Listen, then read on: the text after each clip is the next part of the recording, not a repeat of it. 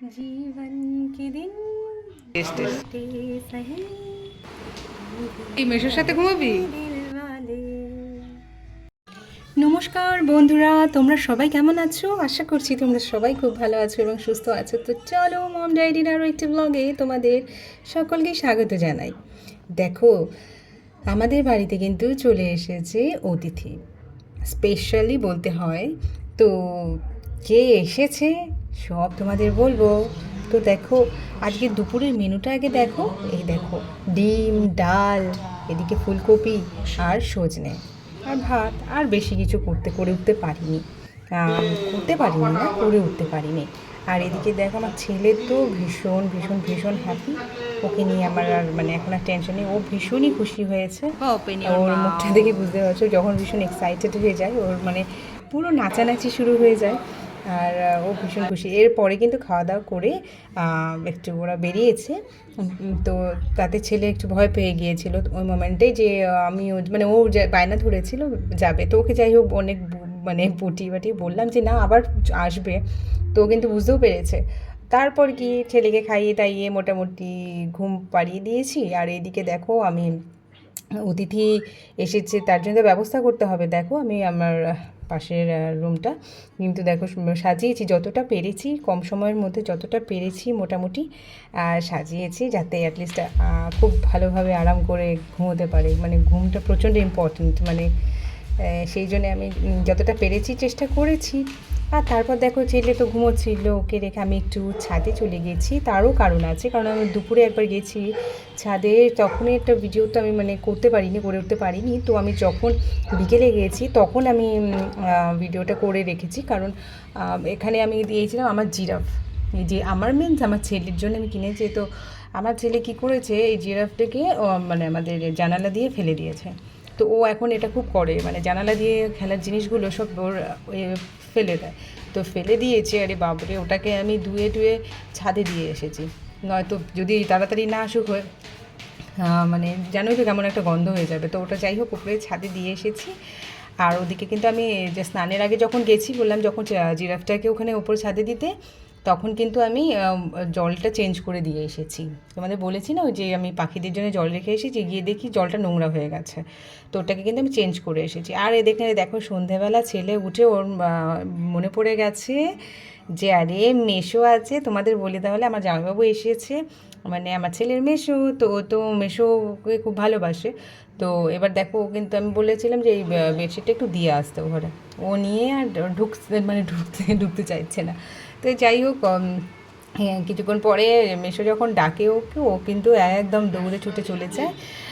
আর এখানে আর একটা ইন্টারেস্টিং ঘটনা আছে, ও কিন্তু মেশো ডাকে না, ও কিন্তু বাবা ডাকে। তো কারণ আছে সেটার পেছনে। ওর যে মানে মানে ওর যে দিদি ভাই, মানে আমার যে জামাইবাবুর মেয়ে, মানে আমার ভাগ্নি, ও তো ওর বাবা ডাকে স্বাভাবিকভাবেই। তো ও যেহেতু ওর বাবাকে বাবা ডাকছে, ওই বাবা ডাক শুনে ও মেশো না ডেকে কী করছে, আমার ছেলে ও যেহেতু বাবা ডাকে, ও বাবা ডাকে। আর আমার ভাগ্নি যেমন আমায় সুইটি বলে ডাকে, সুইটি মানি। তো আমার ছেলে যখন এখানে আসে, বাড়িতে আসার পর কিন্তু কিছুদিন টানা ও আমায় ডাকে কিন্তু সুইটি মানি। ওর বাবাকেও মানে ওর ড্যাডি বলে ডাকে, তো কখনো কখনো বাবাও বলে। তো এগুলো আর কি যেটা হয়। তো এগুলোই ভালো লাগার বিষয়। এগুলো এখন করছে, পরে তো আর করবে না। আর এদিকে দেখো সন্ধেবেলা, তো এই তো মেশোর সাথে বসে গেছে। এই দেখো বুকস নিয়ে বসে গেছে, এই তো পড়াশুনো করাচ্ছে। ও কিন্তু একদম মন দিয়ে পড়াশুনো করছে, যা যা বলছে ও সাথে সাথে কপি করছে। আর বেশ পড়াশুনো করে এরপরে দেখো, আমি চলে গেছিলাম একটু, ভাবলাম চাটা এখন খাওয়া উচিত, চাটা জন্য বানাতে আমি কিচেনে চলে গেছি। তারপরে কিন্তু আমি এগুলো সব রেডি করতে ঢুকে গেছি কিচেনে, যেহেতু চিকেন আর ফ্রাইড রাইস হবে। কারণ অতিথিকে দুটো অপশান দিয়েছিলাম, ফ্রাইড রাইস চিকেন আর কি বিরিয়ানি, চিকেন বিরিয়ানি। তো আমার জামাইবাবু বলেছিল যে না চিকেন মানে সরি ফ্রাইড রাইস আর চিকেন খাবে। তো যাই হোক, বিরিয়ানি ক্যান্সেল। আর এদিকে দেখো, আমি সব কিছু মোটামুটি রেডি করে ফেলেছি, সব কেটে কুটে। আর এদিকে কিন্তু বসিয়েও দিয়েছি, এই যে ফ্রাইড রাইসের জন্যে আমি সব আর কি এই সবজিগুলো মোটামুটি ভাজা শুরু করে দিয়েছি। এদিকে ভাতও হয়ে গেছে, চিকেনটা আমি অলরেডি বসিয়ে দিয়েছি, চিকেন কষাটা হচ্ছে। এখন মোটামুটি এরপরে ওদিকে কিন্তু ওরা গল্প করছে। আমি বললাম না এইটুকুনো একটু তোমাদের সাথে শেয়ার করে দিই। এখানে কিন্তু আড্ডা মোটামুটি জমে গেছে। আর তারপর কিন্তু মোটামুটি তখন বাজে 10:30 যখন বেজে গেছে, আমি বললাম না এরপরে লেট না, 11:15 বেজে গেছে। ট্রাই করেছিলাম 10:30টার মধ্যে দেবার, কিন্তু হয়ে ওঠেনি। 11:15 বেজে গেছে, বেগুনিটা ভাজতে একটু লেট হয়ে গেছে। এই তো দেখো এদের খাওয়া শুরু। ফ্রাইড রাইস, হ্যাঁ ডিমের কারি, হ্যাঁ তোমার হচ্ছে এরপরে মোটামুটি দেখো খাওয়া দাওয়া মোটামুটি শেষের দিকে খাওয়া দাওয়া করে কিন্তু যাই হোক মানে ফিডব্যাক তো ভালোই পেয়েছি। যাই হোক ভালো লাগলো, মনটা একটু মানে দিল খুশ হয়ে গেল পুরো।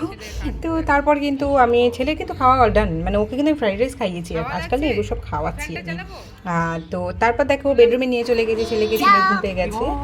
এরপর দেখো আমার ছেলের সাথে আমার খেলা দেখবে এবার।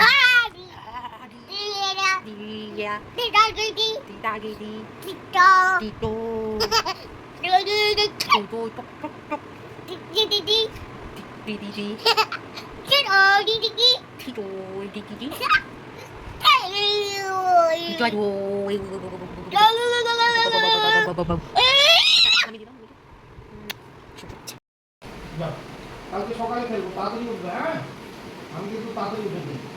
কেন বাবা ঘুমোবি না তুই? তাড়াতাড়ি উঠে না, উঠে এরকম করে যে উঠাতে হয়, কোলে করে, তারপরে দাঁত মাজাতে হয়। মন খারাপ হলো কেন? তুই কি মেশোর সাথে ঘুমাবি? তুই কি তাথই দিদির বাহন?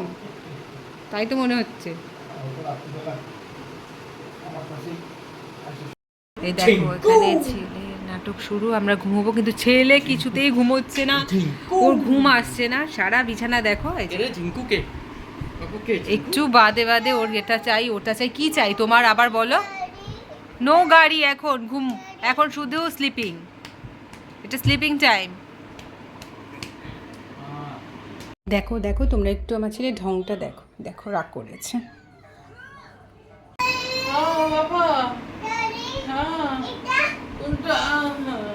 বন্ধুরা চলো ব্লগটি আজকের মতো এখানেই শেষ করছি। লাইক কমেন্ট শেয়ার করে দেবে, আর সাবস্ক্রাইব করতে কিন্তু ভুলবে না আমার চ্যানেলটিকে। যারা ফেসবুক থেকে দেখছো তারা অবশ্যই ফলো করে দিও পেজটিকে। তো দেখা হবে তোমাদের সাথে নেক্সট ব্লগে, বাই।